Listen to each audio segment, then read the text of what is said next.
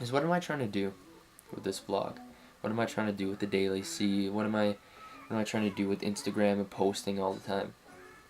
I want to make it cool to be a hard worker and to put yourself out there and not be afraid to be judged or be different or be weird.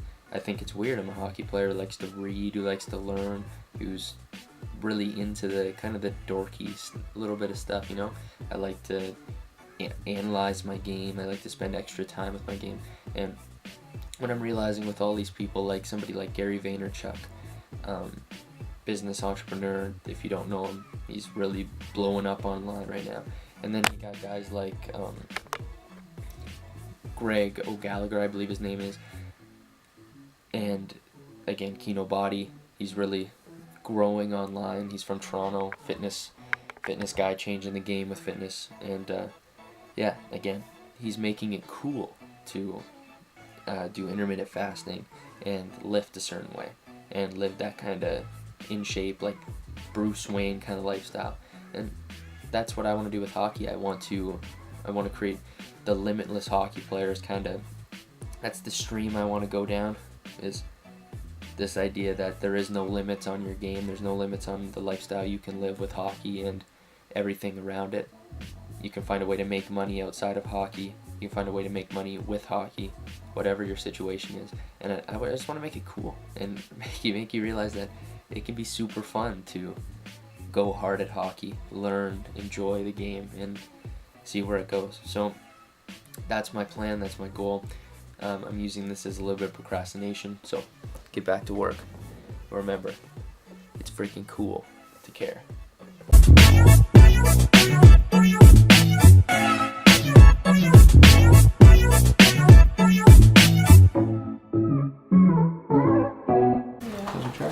See, I told you. It's what high quality products do. You have to hold like the power button down or something to get you to turn everything. Look at the sound.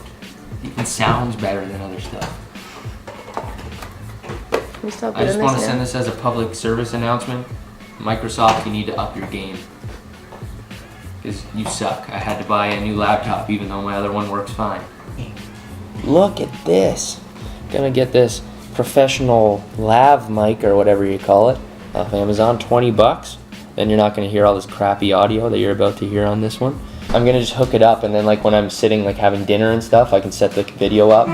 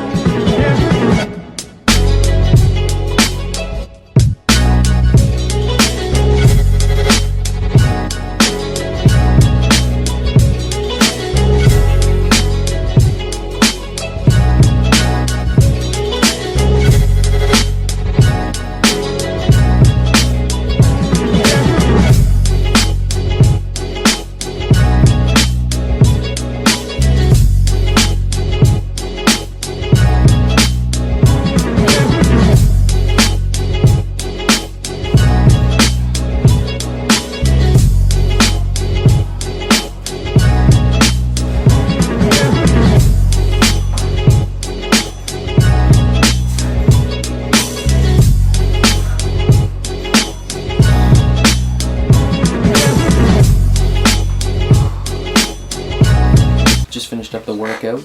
Just drinking my my Blue Lagoon, as I call it, which is a scoop of whey isolate protein. Can be any kind, doesn't really matter. Vanilla is the best, I find, mixed with some kind of Gatorade powder. Usually I like to do orange, so it tastes like an orange creamsicle, but right now it is a Blue Lagoon because we got Blue Gato. So a lot of people are asking, they want me to talk more about kind of what I'm actually doing for my training as opposed to more the mindset and the philosophy stuff. So I want to get into a little bit more of what I'm doing for my training, what the kind of purpose is behind it, and then just kind of give you guys some advice. I don't want to go too crazy. I'm not a kinesiologist. I likely will be going to school for that, but for now, not really my focus. My focus is more on understanding the core concepts and the reasons behind it, and then again, getting help from people when I need help. So thing number, the main focus, getting my skill up and getting the mechanics right, and I want to look and skate like a pro in the sense that I want my mechanics to be just bang on with any like low level NHLer kind of thing. And I think I can get there. I think I'm working with Jason E on that to really fix up my skills. Actually, let's go a little deeper. Let's go a little deeper into the mechanic stuff for the on ice. Basically, my whole philosophy is based off of Train 2.0's philosophy of looking at the NHLers, looking at what all the elite guys do, figure out why someone like Dahlin or McDavid, and try to figure out why they're just so much faster and better than everybody else. They're not like freakishly way more strong. They're not like freakish fast sprinters or anything like that, but yet somehow they're still just dominant skaters. So what that means, at least our theory is that why can't we replicate their mechanics to help improve our performance? And that's exactly what we're doing. That's exactly what I'm doing. So that's where my whole on-ice philosophy comes from. Now, number two, my second thing, is basically my building the molecular part, as Jason Yee likes to say. And Jason Yee is from Train 2.0, if I haven't already said that a million times.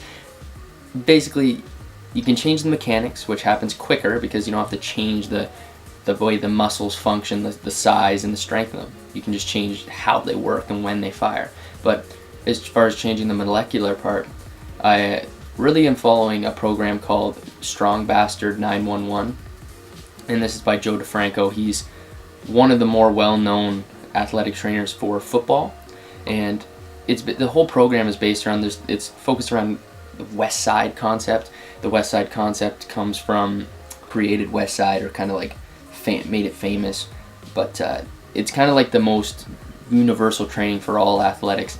It's kind of been proven in general to be the best for putting on the most strength and size, and while maintaining athleticism. And the whole West Side philosophy is based on always varying your movement, so never doing exactly the same workout 2 times in a row. So if you're going to do max effort upper body, you'd pick, let's say you did flat bench with barbell on one of your workouts. Well, the next workout, which is the max effort one again, next week, you would just simply change that up, and you would do, maybe put a block here, and you do a little bit of a limited range press. So you'd bring it down, you wouldn't quite hit the chest, you'd hit the block, and then you push back up. Or maybe you do chains, or maybe you do bands, or something that makes it more difficult. And the whole purpose is to cause your body to adapt and constantly react to the changing environment and the changing stress that you're putting on it. So that's kind of what I follow. You guys can see kind of when I do my stories and stuff. I don't want to give away the whole program because it is a paid program. I think it's worth about $70, but I really want you guys to see kind of what I'm doing on a daily basis. If you really watch all the videos and really like screenshot the program that I take a picture of, that I video every once in a while on my Instagram stories, you can kind of put the pieces together. But I prefer if you didn't do that. I prefer you go to Joe DeFranco and get the program, Strong Bastard 911. Highly recommend. He's not paying me to say that. You should just check it out. It's absolutely awesome. It helps me put on a ton of strength. I mean, I went from being able to do probably 8 chin-ups 3 years ago to now I can probably do probably 25-ish chin-ups. I can do probably 20 pull-ups, something like that. So my strength, that's just, they say that's probably the best way to kind of tell what your universal strength is how many chin-ups or pull-ups you can do. And yeah, my strength has went up crazy amount through that. And it's not just about getting like max lifts, so it's not just, you're not just trying to bring up your squat or bring up your bench. It's trying to bring up everything in your whole system. It has like 3 phases. It has a strength phase for the first 3 weeks. It's an 11-week program. 3 weeks strength, 3 weeks mass, 3 weeks power, which allows you to transition into maximizing your training for the off season. A lot of different theories on that. Some people believe it's not, you don't need to periodize your training. I think it makes sense too. I think that there's definitely more to training than simply just being generally prepared. Everybody has a different theory on it, so I don't want to say anybody's right or wrong. I don't think anybody is right or wrong. If you listen to Charles Poliquin, one of the kind of elite trainer guys, he basically says, just listen to what works for you. So try an elite program. If it doesn't work, tweak it. If it still isn't giving you the results you think you can get, experiment with different things. And you're going to find that dieting is not all perfect. Some people react differently to carbohydrates.